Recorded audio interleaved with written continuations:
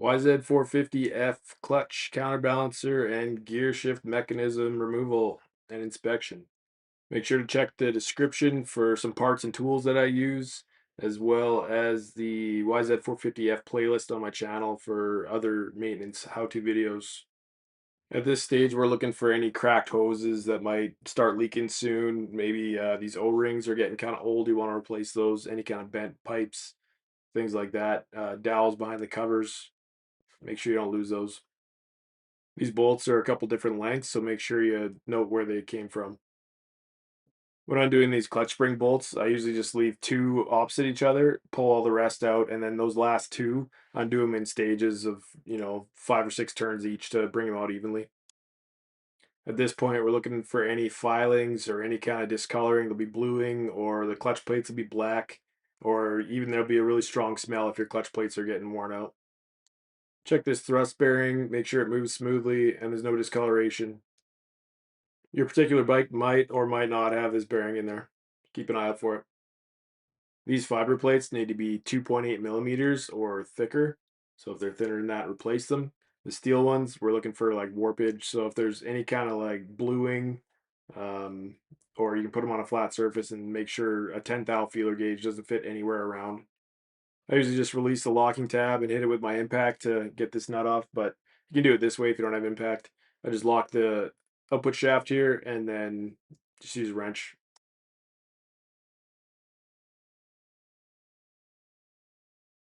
You can usually get a few uses out of one of these locking washers, but if it's easy to fold that tab over, make sure you replace it. You don't want that thing bounced around inside your engine. Watch this washer, make sure it doesn't fall in your oil pan. Check the hub splines for any kind of grooving or any kind of filings. Make sure you get all the bolts and you can remove this cover. Watch out again for any O-rings or dowels that are going to fall off. Now I'm checking bearings for smoothness, any notchiness. I'm going to replace the bearings, check the seals, or just replace the seals since you're in there. On the clutch, we're looking for worn or broken teeth, or the cush drive could be worn out. Wiggle the drive back and forth. It's not unusual to find notching on these fingers here. A symptom would be you put your bike in gear with the clutch in and it stalls. You can just file them smooth and keep using the clutch. So I actually had a problem with this particular bike. This center gear was too high, so it was causing a lot of clutch drag. So I had to actually press that back down into the clutch hub. Just something to look for if you're chasing your tail. Now you can start pulling components out. Just make sure you watch out for washers that might fall off behind. Again, you're looking for broken or worn teeth. Really, anything that's not smooth, anything that's notchy is going to fail on you. I'm checking for any bends or cracks on the shift shaft. We're going to watch this washer here and don't lose this little collar here. Using something like aluminum, brass, or copper will prevent any damage to the gears. Now you can fold back the locking tab and remove the counterbalancer nut.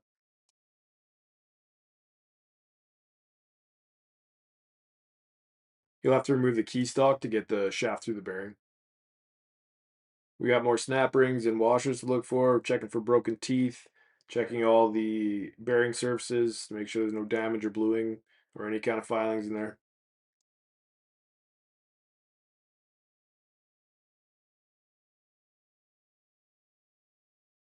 While you're pulling these gears apart, take note that there's punch marks and they are timed to each other.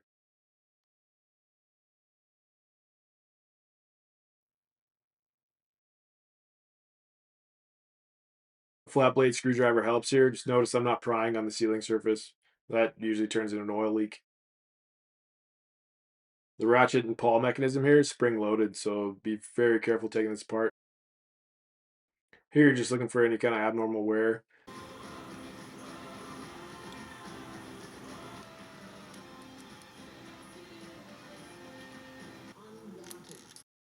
Here in the oil pump, looking for any kind of filings, cracks, grooves, bluing. If there's crazy amounts of wear in between the two parts, you're going to want to replace those. I recommend undoing this bolt by hand. If you use an impact, you could damage the shift forks. So now I'll be splitting the cases and replacing the crankshaft. If you want to see that, check out the YZ450 playlist. Here's a common mistake. A lot of people don't put this shift star on the detent properly. With that all lined up, you can put on some blue Loctite and torque it to 30 Newton meters. Now's a good time to check the transmission, make sure it shifts through all the gears and you have neutral where it's supposed to be.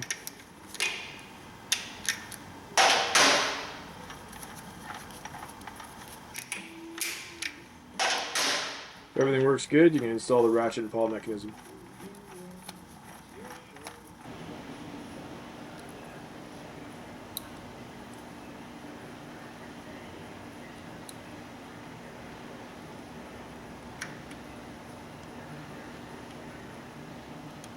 Stopper plate bolts here get torqued to 10 Newton meters.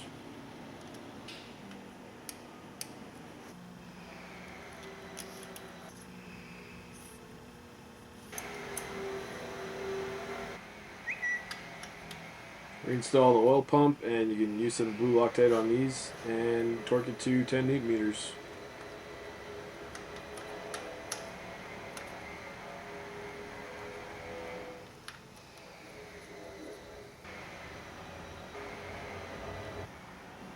Important to check and make sure it spins freely here. Now you reinstall your idlers, make sure you have the washers and the snap rings all on there.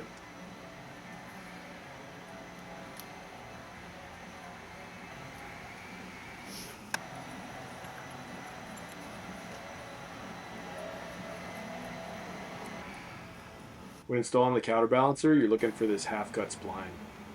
It'll only fit on the gear if it's lined up correctly. Don't forget your locking tab, and now you can install the primary drive gear. And same thing, this gear will be located to the crankshaft. Then you can just time the crank to the counterbalancer by aligning the two dots.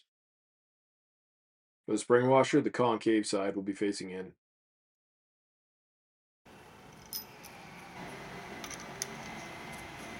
Now using your aluminum gear jam, torque the primary drive gear to 100 Newton meters and the counterbalancer to 50 Newton meters.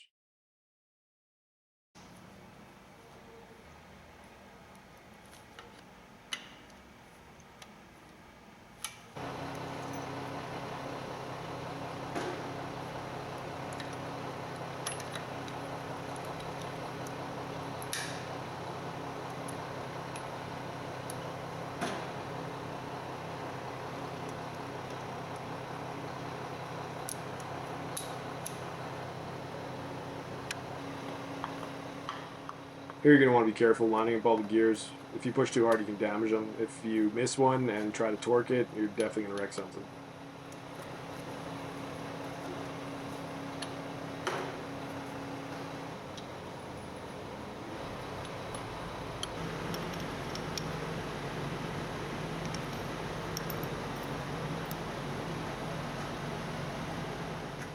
If you have a clutch hub holding tool, now's the time to install a new washer and the nut and torque it to 75 Newton meters.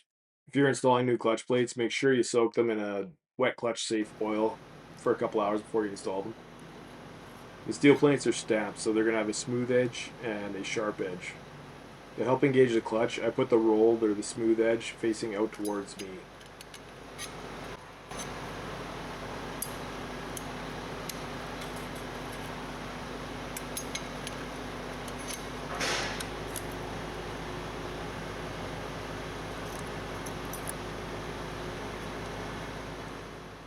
So if you didn't get a clutch holding tool, then you can put the bike in gear and use your gear jam. You can torque it to 75 Newton meters.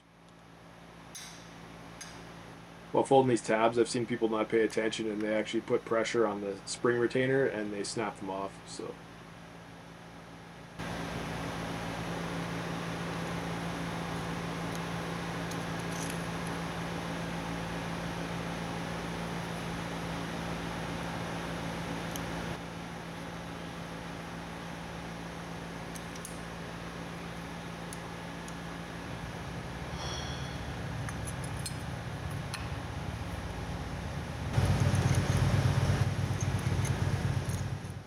install the springs and bolts and do it in stages so you don't put too much pressure on one spring or the other.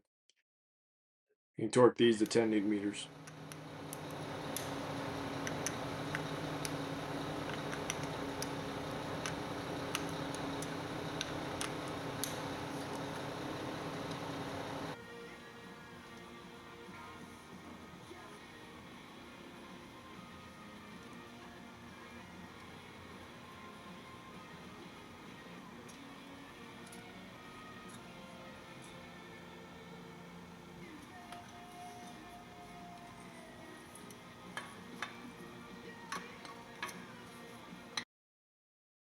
When installing the bolts, make sure they're the proper length. Too long of a bolt can actually crack the case, and too short, I've seen them strip the threads out and cause oil leaks. Tighten in stages in a crisscross pattern at 10 newton meters. New O-ring or gasket here, make sure you got the dowels, and these are also 10 newton meters.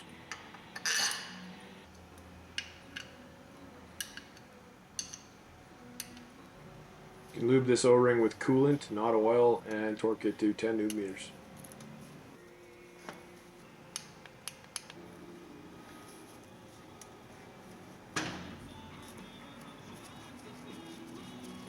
Put some grease on the kickstart splines and torque this to 20 newton meters. You can grease this pivot as well and torque it to 27 newton meters.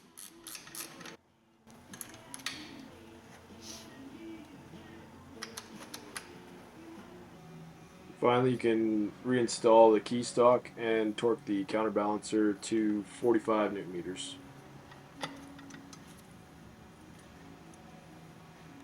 Make sure you check out my YZ450F playlist for more maintenance videos. There's one showing the stator and how to install that. I appreciate any likes and comments if you like the video, and we'll see you on the next one.